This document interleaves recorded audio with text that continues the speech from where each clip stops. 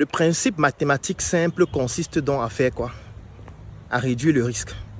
Ça veut dire que vous avez 100 000 francs à parier et vous vous dites, le match là, comme je ne suis pas sûr de gagner, je vais contacter 10 personnes, je vais leur dire, ok, toi tu veux parier sur quel match?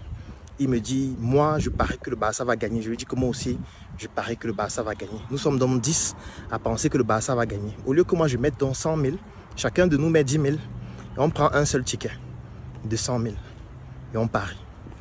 Si à la fin du match, le Barça ne gagne pas, qu'est-ce qui se passe? Chacun de nous aura perdu 10 000 francs.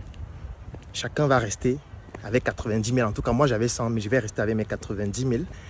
Et je pourrais répéter cette opération 10 fois. Parce que je pourrais le faire encore une deuxième fois avec 10 000, une troisième fois, ainsi de suite. Ça veut dire que le simple fait de nous mettre 10, chacun donne 10 000, ça fait donc en sorte que le risque a été diminué par 10. Parce qu'avant, je prenais le risque à 100%, maintenant je prends le risque à 10%. Donc je peux répéter l'opération plusieurs fois. Donc le principe, il est tout simple sur le plan purement mathématique.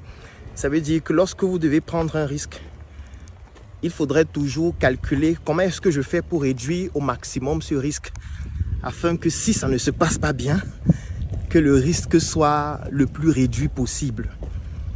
C'est un peu comme lorsque vous entrez dans un véhicule, vous êtes en train de conduire, on vous demande de mettre la ceinture de sécurité. C'est pour réduire le risque. Ça veut dire qu'on sait qu'il peut avoir un accident. C'est une éventualité, c'est une probabilité qui peut se produire.